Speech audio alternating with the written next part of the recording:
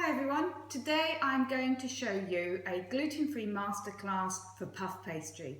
It's actually incredibly easy to make your own pastry gluten-free. You just need a little bit of clever know-how, and I'm going to show you how. So the first thing we need is some bread flour. This is gluten-free bread flour. I'm using Dove's Farm bread flour, and I've got here 270 grams. Now you could do this in a bowl. I'm just going to quickly do it in the food processor, but you could just put it in a glass bowl and make the pastry the traditional way. Now to help it bind, I've got here an extra 1 teaspoon of xanthan gum. When you're making gluten-free pastry, you're going to be doing a lot of rolling, you're going to be doing a lot of folding. So we need to make sure that it's going to be malleable enough so you can fold it and roll it. Then some sea salt. This really helps with the texture of the pastry as well. And then our first bit of butter. We add the butter in different stages. Now ideally, freeze your butter before you use it. So in here, I've just put 75 grams of butter which I had frozen, and you can freeze it and grate it to make it easier to incorporate. Now we're going to blend that up until it's breadcrumbs, and then we will add some water. Okay,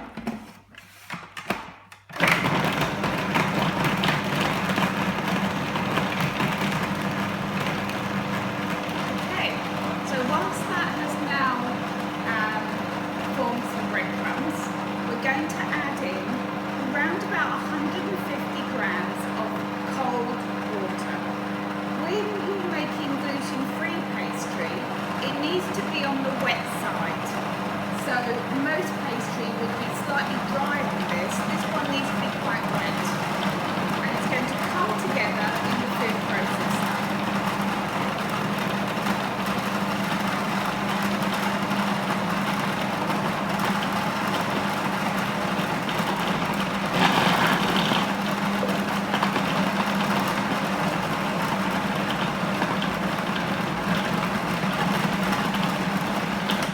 So I gave it a little bit of time in the food processor just so that it all comes together. I'm just going to take it out, and we will just show you. We'll do some close-ups so you can see the pastry, that it's quite moist. Now this is the first part of the pastry, so that's nice and moist. Now what you need is some cling film.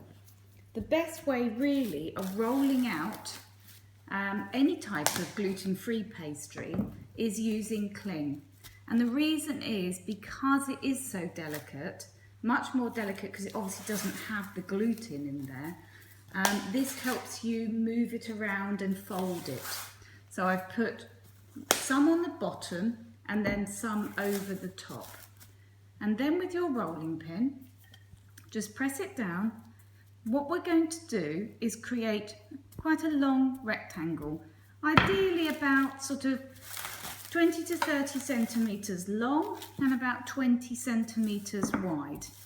And this is the first part of your puff pastry because you have to do this in various stages. Now the benefit of using frozen butter is that this is still quite cold. In between the different folds and the rolls, you will have to chill it, and that does obviously take quite a lot of time out of your preparation.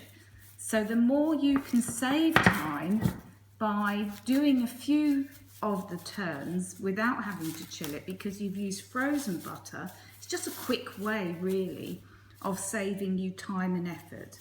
So I'm going to get a rectangle like this, and you can see that I'm pressing the sides of the pastry as I roll, just so that I can keep a relatively even pastry.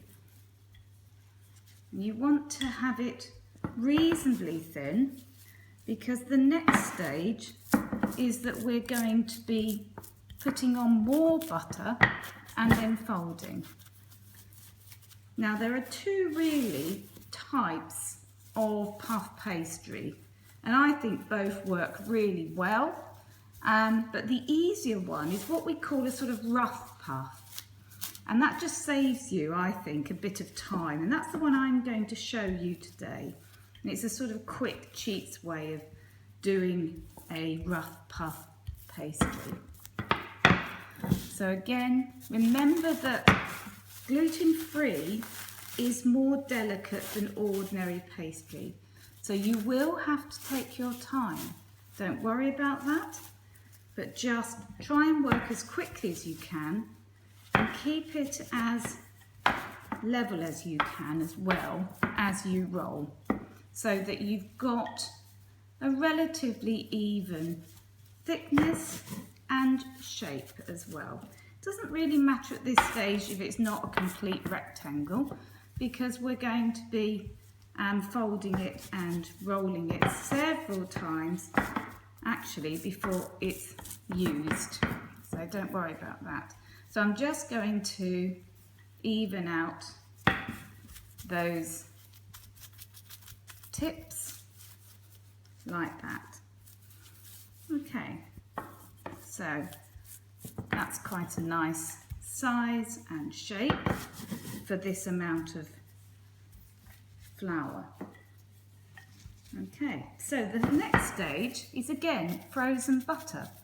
Now I do this in two stages, so we'll take this off like that, and this is the bit that we can sort of cheat on a bit just to save a little bit of time. So I've got my rectangle. Now in here I've got some grated frozen or just chilled butter.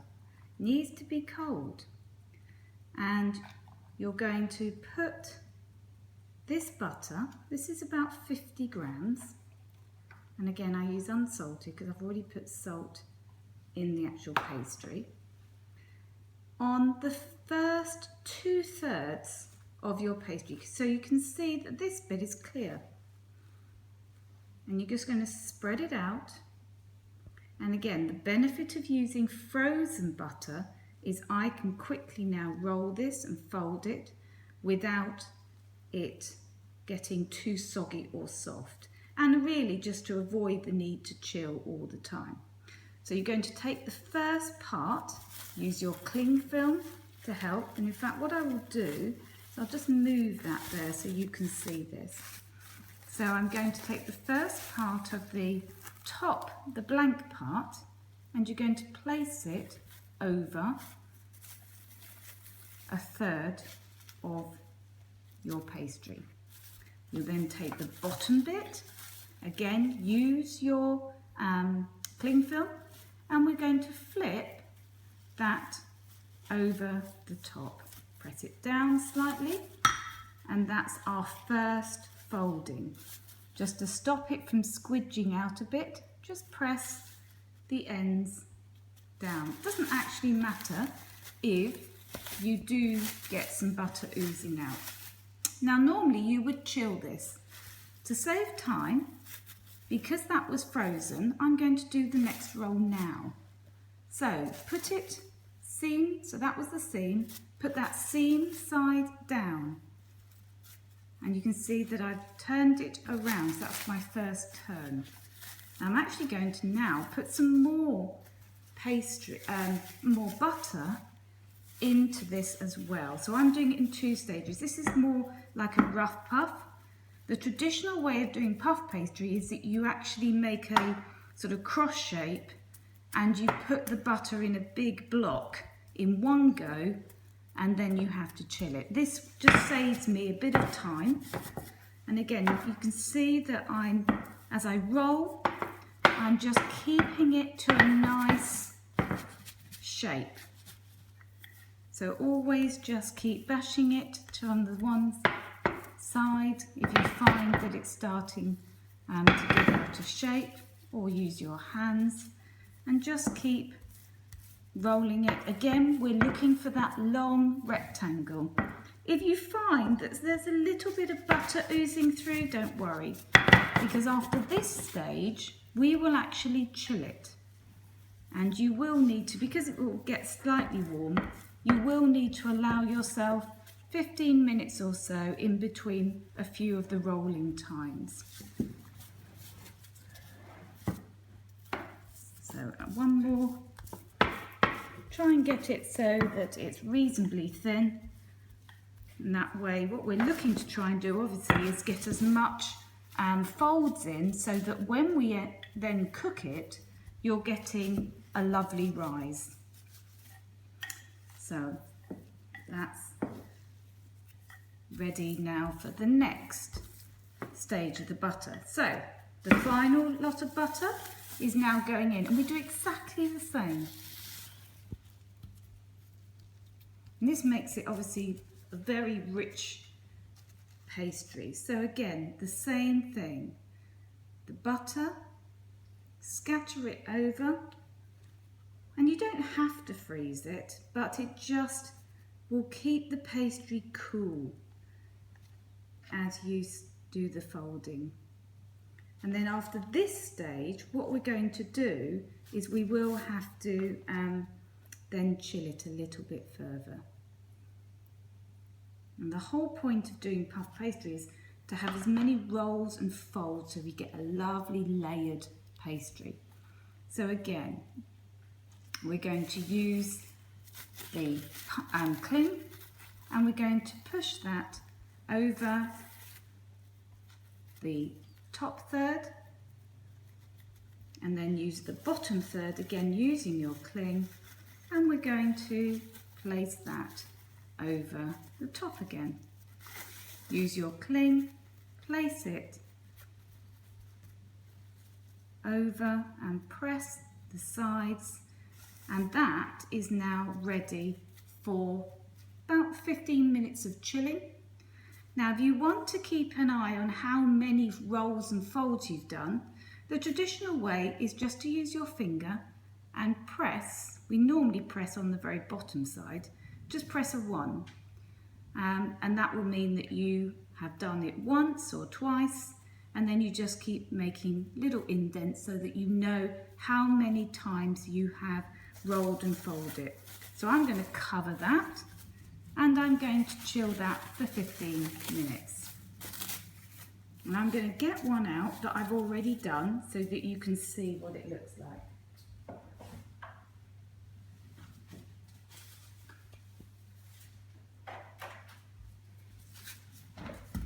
So once you've chilled it,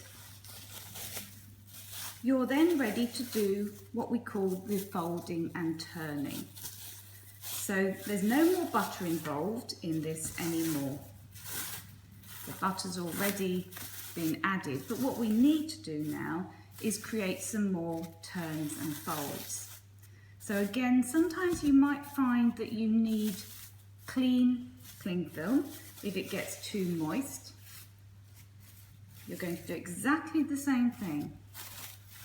And ideally, if you've got time when you're doing your puff pastry, try and do about 4 or 5 of these rolls and folds. So again, you might find that if your pastry is a little bit hard, it's easier just to press down with your rolling pin first, just to make it slightly thinner before you start actually rolling it. Again, don't worry if there is any butter that's oozing out. It'll be absolutely fine when you come to cook. And I will show you in a minute how we can then transform this into some delicious gluten-free apple turnovers as well.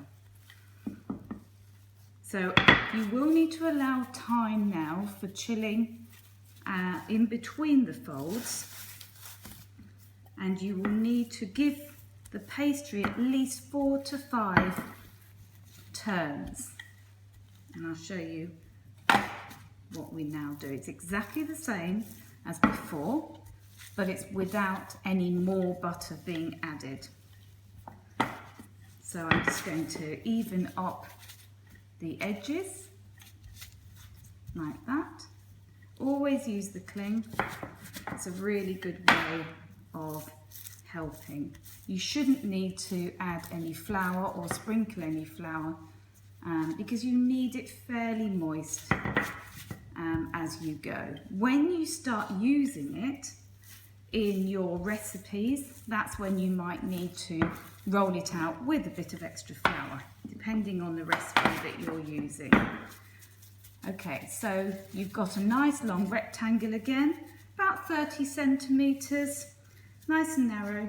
Take the top cling off like so, and then we're going to fold. So you take the bottom bit and we're going to take that to the centre, just over the centre like so, press it down, and then we take the top flat, so it's always like an envelope, and push that over. So that is a fold. Press it down again, just as before, just to seal the edges. And again, if you're marking this, press your finger so that you know how many turns you've done. And then cover and chill. And then you're going to repeat, turn it round, roll it out, fold, fold, and then chill. And you want to do that about 4 or 5 times. Then it's ready for use. So let's show you how to use your puff pastry. So here's one that I've already made, and I don't know if you can see, obviously I've covered it up in cling, but you should be able to see the nice layers of butter there. So when you've done about 4 or 5 folds, you should be able to see nice layers. That's what you're looking for. That's what's going to create a lovely, puffy, light, fluffy pastry when you cook it. So I'm going to show you how to make or turn this into some little apple turnovers. You could use your puff pastry for a whole range of sweet and savoury recipes. So we're going to just show you now how to do a very simple turnover. This is great for the kids as well, of course. So again, you're going to roll it out with your cling. And what you're looking to do is create some little squares. You could make them into circles, depending on what you like. So I'm going to just use my cling film. And this one has been chilling for a while, so it's easy to roll. And again, just use your hands to edge off any of the little cracks. You will get some cracks. So you will get some cracks, but just be very careful. Take your time, use your hands in order to then press it together. So I think if we can do a close-up, I can then show you. Now you need it to be relatively thin for turnovers. So at the moment this is a little bit too thick. So I'm going to just ease it off. And at this stage, don't worry about the shape so much, because now that we're going to use it for baking, you'll actually end up just cutting and trimming the edges with a knife. And you could do all sorts of fillings. I'm just going to use a little bit of homemade stewed apple, but you could use dried fruits, and obviously you could make savoury ones as well, little meat pasties. So you want it reasonably thin because we're going to be folding it. Okay, so I'm going to do some little children's style ones. Okay, now we take this off, and ideally again, it's sometimes a good idea just to chill your pastry before you then use it again. I'm going to just trim down so that you've got some neat edges. And I'm actually going to do squares, but you can use a a pastry circle cutter and do little circles if you prefer. I'm just going to cut that there like that. Okay. And then what you're looking to do is create some little squares. So I'll do 3 there. If they're not quite squares, it doesn't matter. We're going to then be trimming them off again. Now this is a time when I would actually chill this. So cling over and then place it on a tray and we will just chill that. I've got one that I have chilled and I'll bring that one out.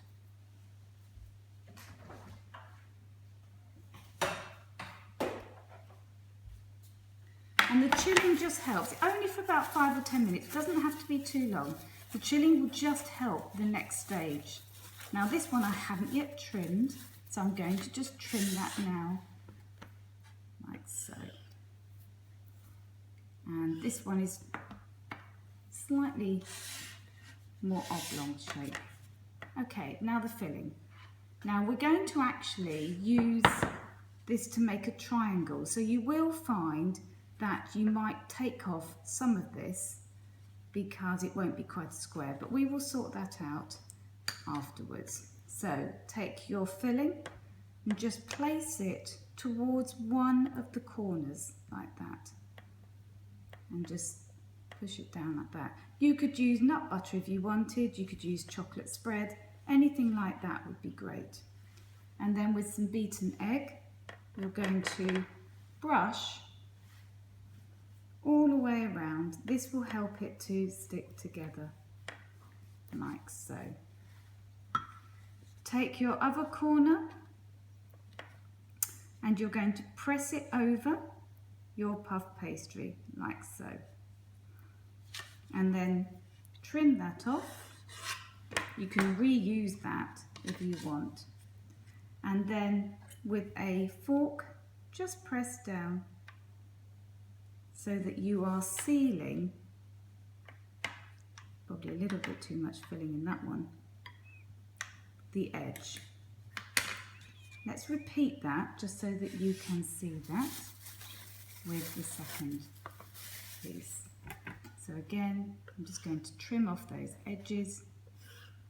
And remember, you can do lots of different types of shapes as well. You could use circles and you could make these much bigger. A lot of people like just to cook the puff pastry separately these days and actually place it on their savoury or sweet pie. So you can actually cook your filling for your meat or sweet pie separately, and then of course you could then top it just with the pastry. A lot of people like to do that. And then again, I'm going to just cut off any excess, place that on your tray, press down, and then if you want a lovely golden topping, you brush the whole thing with beaten egg before it goes in the oven. And then these ones, because the filling's already cooked, will need probably about 5 to 10 minutes at 220 degrees C, nice and hot. And then you're just going to bake them. So I've made a couple that have already been baked. These are my lovely homemade puff pastry apple turnovers. Hope you've enjoyed the recipe. Remember to sign up to our Facebook Live cook-alongs, Christine Bailey Kitchen Facebook, and also our website, christinebailey.co.uk, and we're on Instagram as well, Christine M. Bailey. Thank you.